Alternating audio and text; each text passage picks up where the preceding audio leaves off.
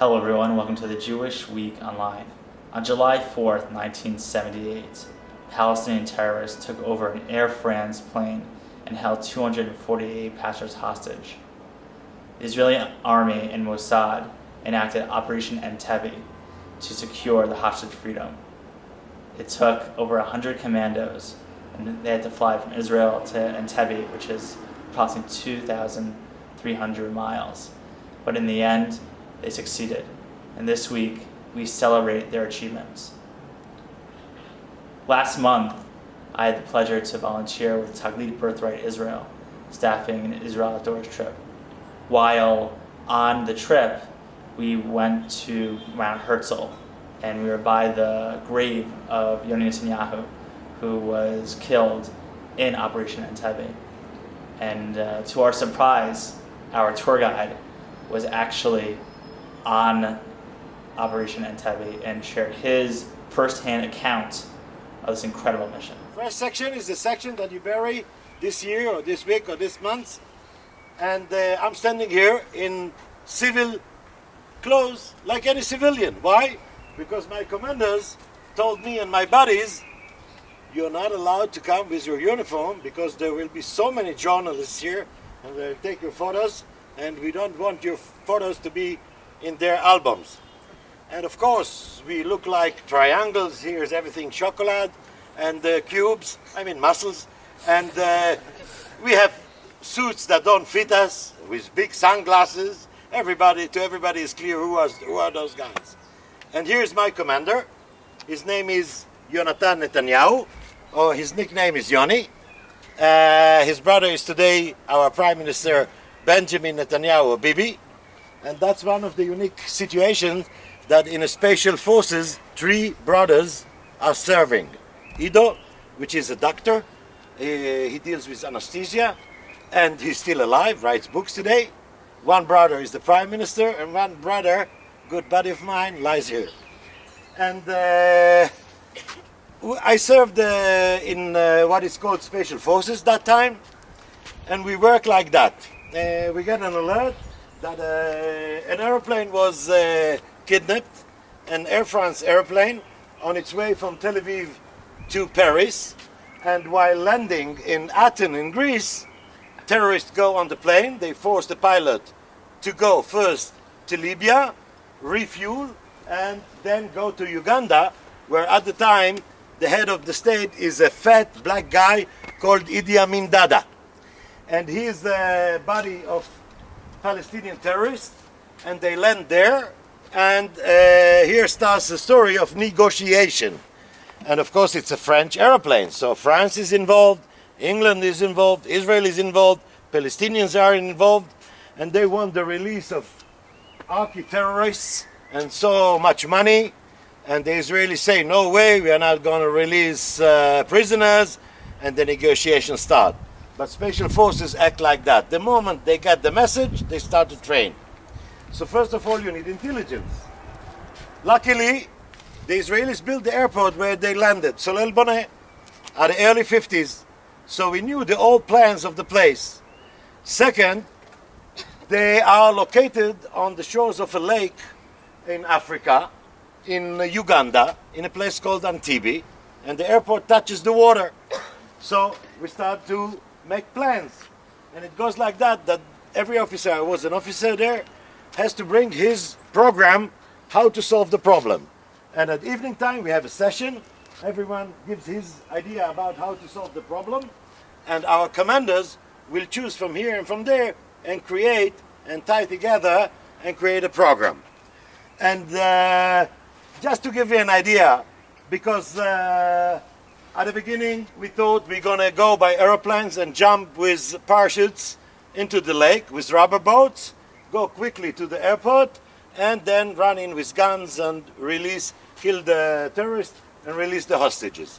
And then we get, at the experiment, the results that the rubber boat exploded, that in the lake there are crocodiles, and the chemical department start to develop a pulver to reject the crocodiles, and those are rebattering the boats, and that's the way it goes, very quickly. And we are building models.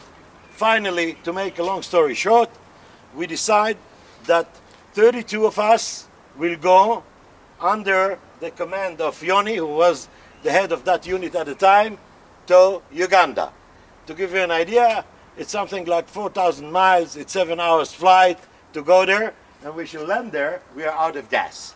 How shall we come back? What will happen if there is a failure? Yitzhak Rabin delayed was the prime minister, and he said, I take it on my shoulder, guys. He took the responsibility to give us clearance. Not everything is known, even today.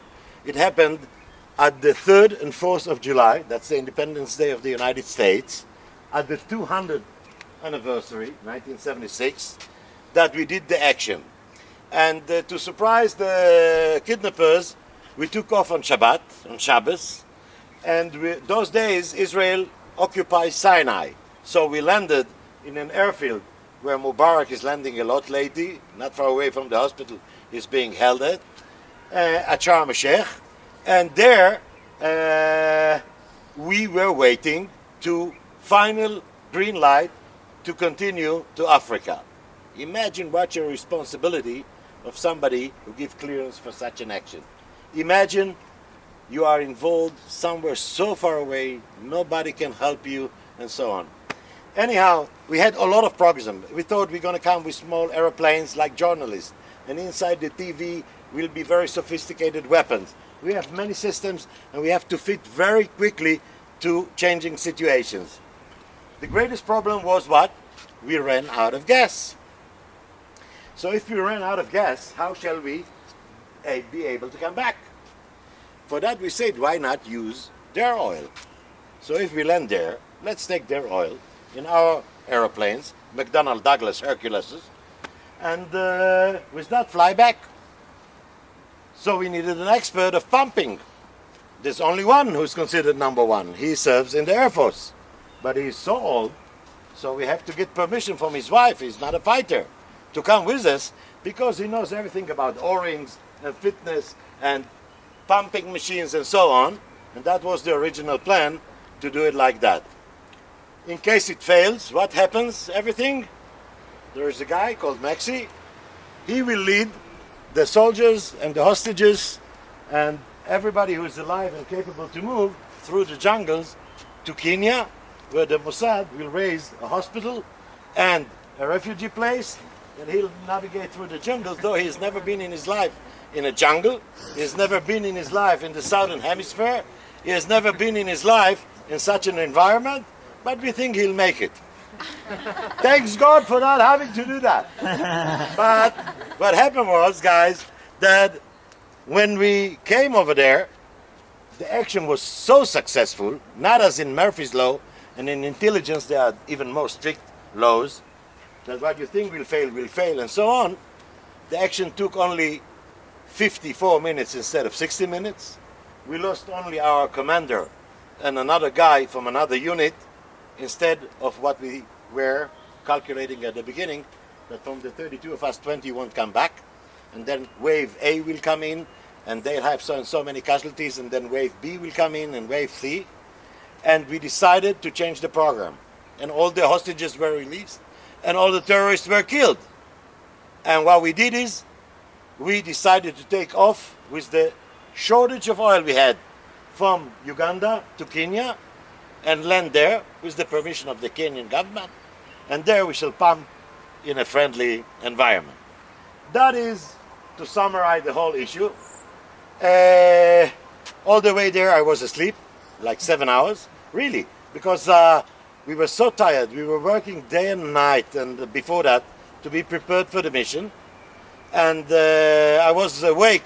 At a mission, of course, I was awake, but later on the way back, I slept again, and all Israel was celebrating, and the US president was greeting Israel for giving the greatest present for the free world and the Western world by not surrendering to the terrorists, by releasing the hostages as a present for the 200th anniversary of the United States, so on, so on, so on. And we were sad, because our buddy, a poet, a fighter, an amazing character, at the age of 36, the best age of his life, with a new girlfriend, because he was divorced before, and with his pipe and so on, is not anymore. So this section is empty, and we are standing here around, And the habit in the army is that if you are a sergeant, 6 sergeants will carry your coffin. If you are a colonel, 6 colonels will carry your coffin. And he's buried here next to another very good friend of mine, David Elazar, who was the head of staff of the Israeli army. And in Israel it goes like that with such units, like I served at, the head of staff bothers to talk to us personally. What did you feel in that situation? What do you think is that and that may happen, and so on? And they are next to each other. He was blamed of the failure of the Yom Kippur War. And that is so unfair, Dado, so unfair. So he went to play tennis after that. He got out of the swimming pool, got a heart attack, and that's it. Went in a nice way. And they were very close buddies, because many actions that we had to do under his command had to be approved by the head of the Israeli staff. And of course, got the final permission by the political, because we are a democracy. Operation Entebbe is taught in military academies around the world, including West Point. It's truly an amazing achievement for the Israeli army and the Mossad. This is Aaron Herman, and thanks for watching.